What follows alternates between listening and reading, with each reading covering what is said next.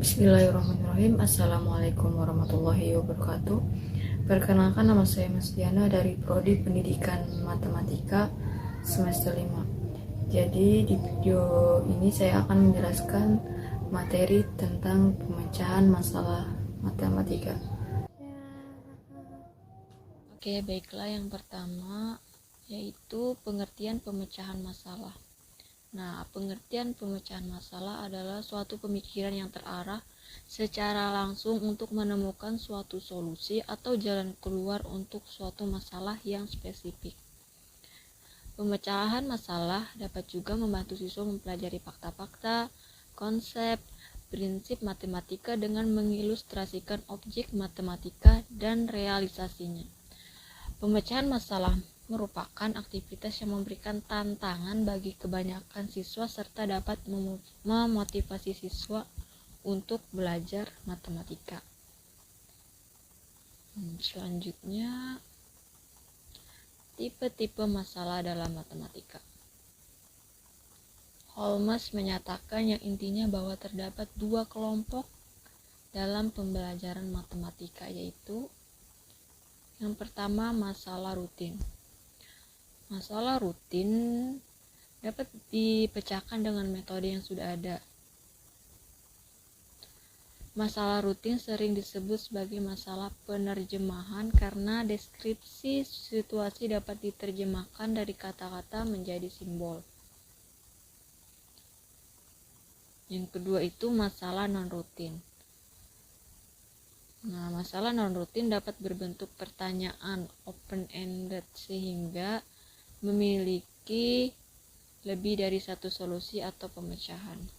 Sebuah masalah non-rutin dapat menjadi masalah rutin jika si pemecah masalah telah memiliki pengalaman memecahkan masalah dengan tipe yang sama dan dapat dengan mudah mengenali metode dan kalimat matematika yang akan digunakan. Jadi akan berubah menjadi masalah rutin. Selanjutnya, pemecahan masalah matematika menurut Polya. Menurut Polya, pemecahan masalah adalah menemukan makna yang dicari sampai akhirnya dapat dipahami dengan jelas. Langkah-langkah menyelesaikan masalah menurut Polya. Jadi langkah-langkahnya itu ada 4. Yang pertama, memahami masalah. Nah, langkah ini meliputi 4 hal. Yang pertama, apakah yang tidak diketahui, keterangan apa yang diberikan atau bagaimana keterangan soal. Yang kedua, apakah keterangan yang diberikan cukup untuk mencari apa yang ditanyakan. Yang ketiga, apakah keterangan tersebut tidak cukup atau keterangan itu berlebihan. Yang keempat itu, buatlah gambar atau tulisan notasi yang sesuai. Langkah kedua, merencanakan pemecahan masalah. Langkah ini juga meliputi 4 hal. Yang pertama, pernahkah Anda menemukan soal seperti ini sebelumnya? Pernahkah ada soal yang serupa dalam bentuk lain? Yang kedua, rumus mana yang akan digunakan dalam masalah ini? Yang ketiga, perhatikan apa yang ditanyakan. Yang keempat, dapatkah hasil dan metode yang lalu digunakan di sini? Selanjutnya, langkah keempat, melaksanakan pemecahan masalah. Langkah ini menekankan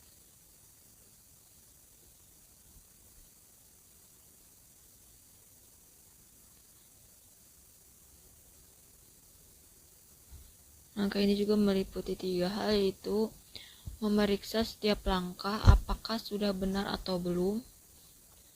Yang kedua, bagaimana membuktikan bahwa langkah yang dipilih sudah benar. Yang ketiga, melaksanakan perhitungan sesuai dengan rencana yang dibuat.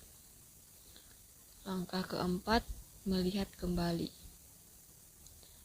Melihat kembali meliputi 4 hal. Yang pertama, dapat diperiksa sanggahannya.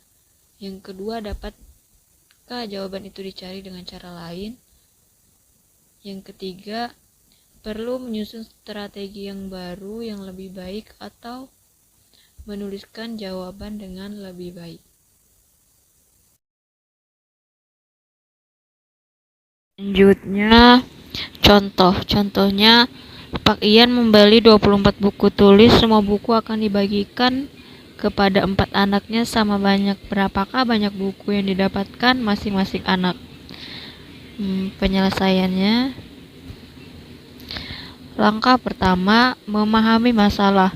Pada langkah ini, kegiatan pemecahan masalah diarahkan untuk membantu siswa menetapkan apa yang diketahui pada permasalahan dan apa yang ditanyakan.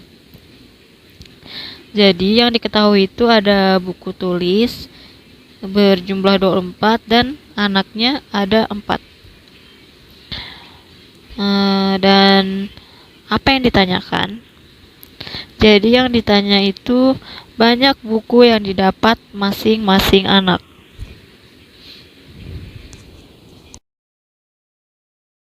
Langkah yang kedua, merencanakan pemecahan masalah.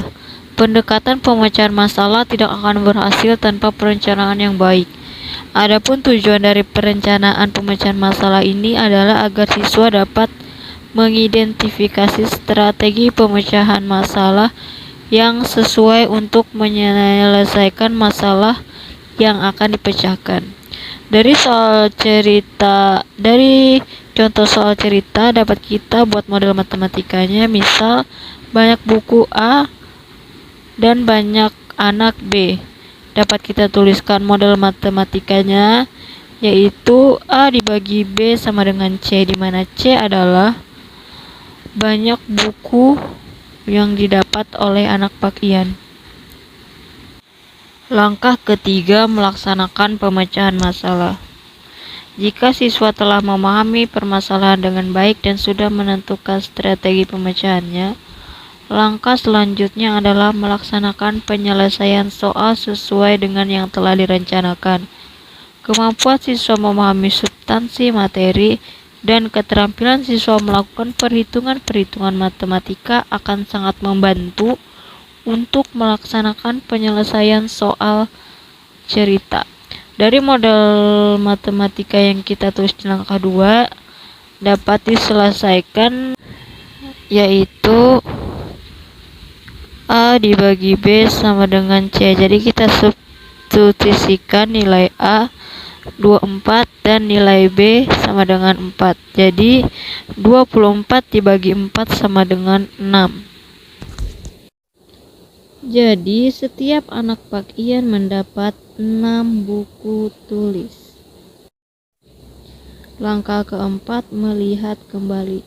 Untuk membuktikan banyak buku yang didapatkan masing-masing anak sudah sesuai, dapat kita buktikan dengan A dibagi B sama dengan C. Jadi kita kalikan banyak anak dan jumlah buku yang didapatkan anak, apakah sesuai dengan jumlah buku yang dibeli oleh Pak Ian, yaitu 4 dikali 6 sama dengan 24.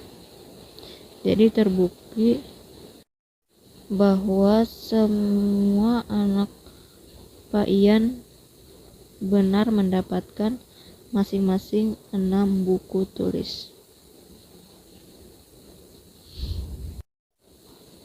Jadi Pak Ian membeli 24 buku tulis, semua buku akan dibagikan kepada 4 anaknya sama banyak. Setiap anak mendapat 6 buku tulis.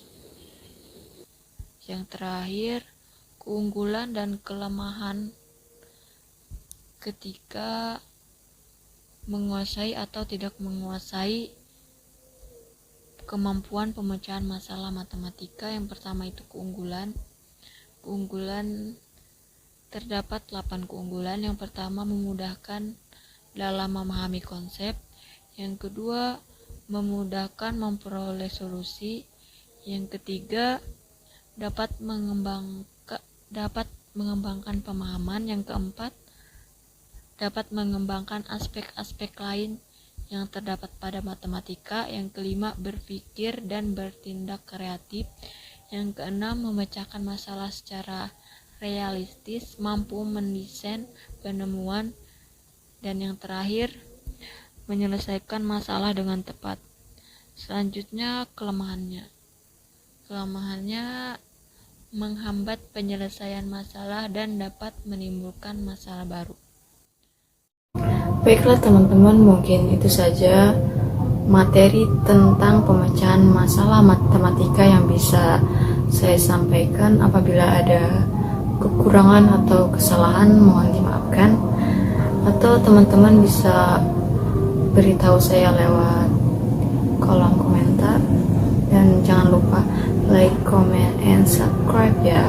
Terima kasih. Assalamualaikum warahmatullahi wabarakatuh.